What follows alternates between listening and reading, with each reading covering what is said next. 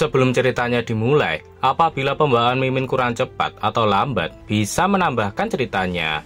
Oh iya, yang mau bantu beliin Mimin kopi, biar lebih semangat lagi bahas komiknya, bisa mendonasikan sedikit uang jajannya lewat link Saweria yang udah ada di deskripsi. Oke, nggak usah berlama-lama lagi, kita langsung masuk saja ke ceritanya.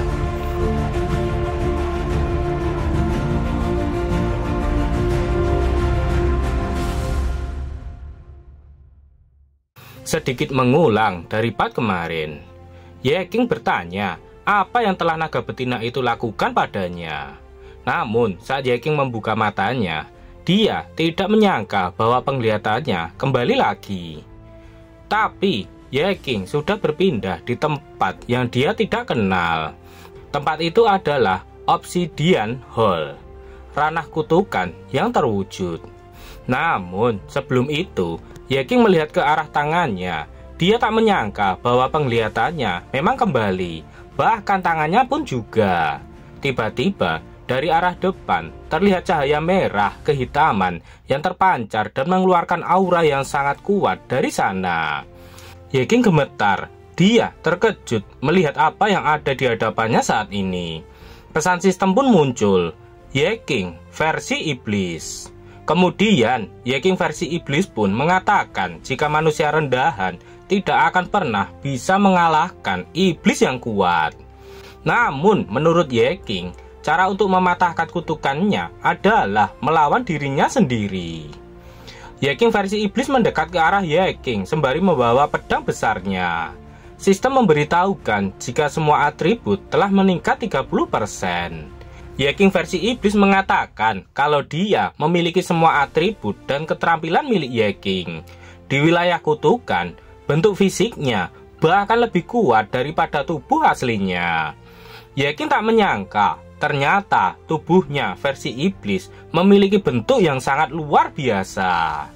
Sembari tersenyum percaya diri dan juga bersiap mengayunkan pedangnya ke arah Ye King, Ye King versi iblis mengatakan kalau untuk menghadapinya saat ini, seharusnya Ye King sudah tahu hasilnya. Dia adalah keberadaan yang tidak akan pernah bisa Ye King kalahkan. Kemudian, Ye King versi iblis pun melompat ke arah Ye King untuk menyerangnya. Melihat gerakan Ye King versi iblis yang sangat cepat, Ye King yang asli pun benar-benar terkejut. Ye King pun berhasil menghindari serangan itu, walaupun harus dengan bergerak sekuat tenaga. Lalu, Ye King mengeluarkan kedua pedangnya untuk melawan tiruannya itu. Ketiga senjata itu pun saling beradu hingga menimbulkan suara yang sangat nyaring dan bergema di ruangan itu. Ye King terlihat kewalahan menahan serangan dari tiruannya. Bahkan, pedang milik Ye King pun hingga retak tak kuat menahan kuatnya serangan dari pedang besar milik tiruan Ye King.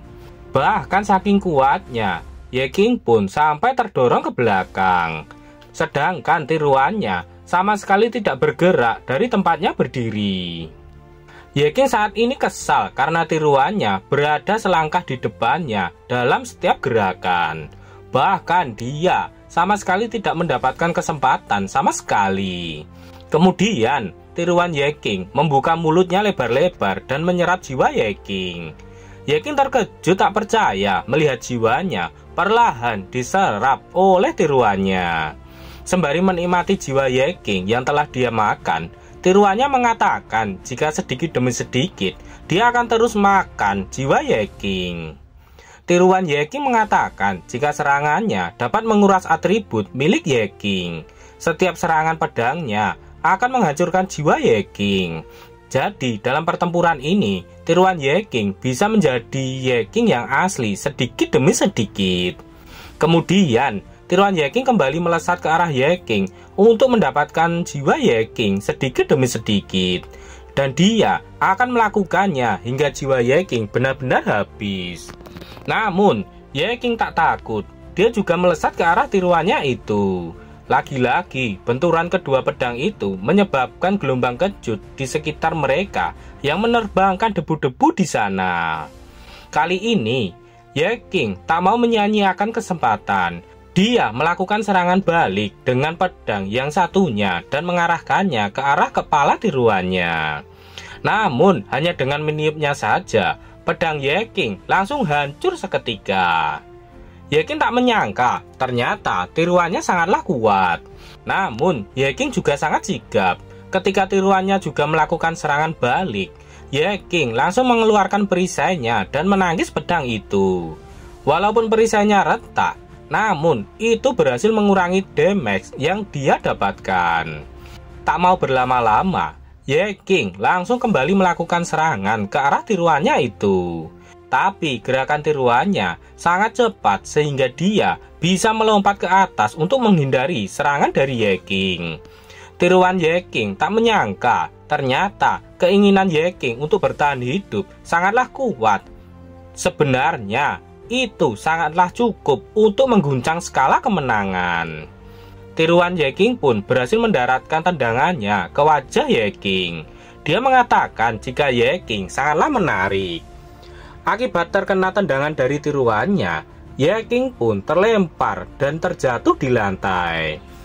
Tak mau memberikan kesempatan Ye-King untuk beristirahat, tiruannya langsung melesat cepat ke arah Ye-King. Dia mengatakan walaupun usaha Ye-King begitu keras, namun di wilayahnya semua usahanya akan sia-sia. Kemudian menggunakan 20 poinnya, Ye-King kembali menciptakan 2 pedang kembarnya lagi untuk menangkis serangan dari tiruannya. Lagi-lagi pedang Ye-King pun langsung patah ketika benturan dengan pedang milik tiruannya. Namun untuk menahan serangan berikutnya dari tiruannya, Ye-King pun terus menggunakan 20 poinnya untuk mendaur ulang pedang kembarnya. Di kesempatan berikutnya, Ye-King tak menyangka daur ulang senjatanya telah gagal dilakukan. Ye-King telah kehabisan bahan daur ulang untuk membuat senjata itu. Ye-King mengingat jika sebelumnya dia telah memberikan beberapa ratus benda untuk diberikan kepada naga betina, sehingga itu membuat Ye-King kehabisan bahan daur ulang.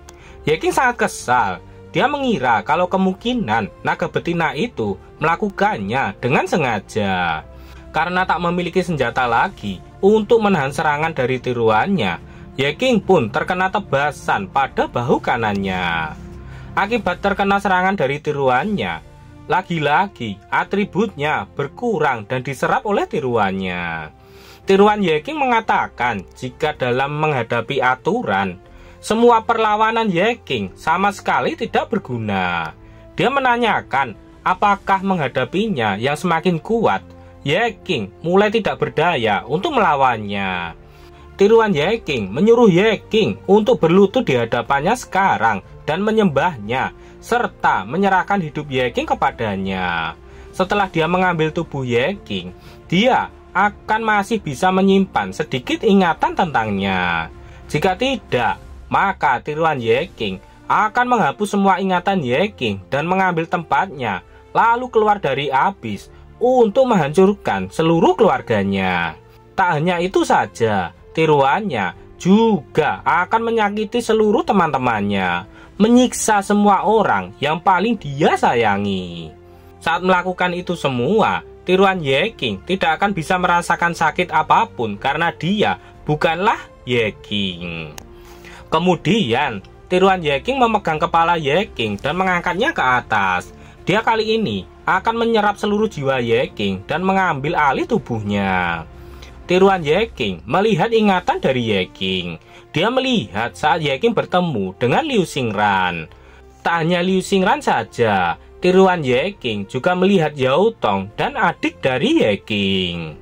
Setelah melihat ingatan dari Ye-King, tiruannya mulai berubah pikiran. Kali ini dia akan menjaga dan menyisakan sebagian pikiran dan ingatan Ye-King.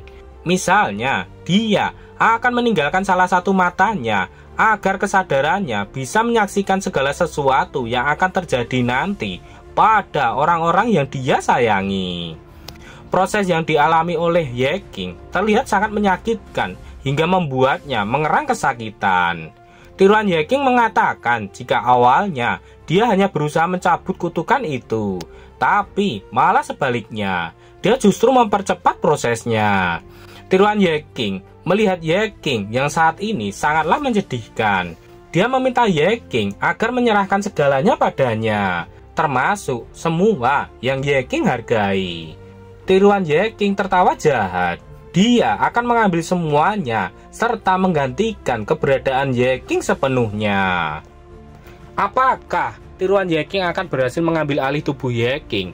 Nantikan kelanjutannya di part berikutnya.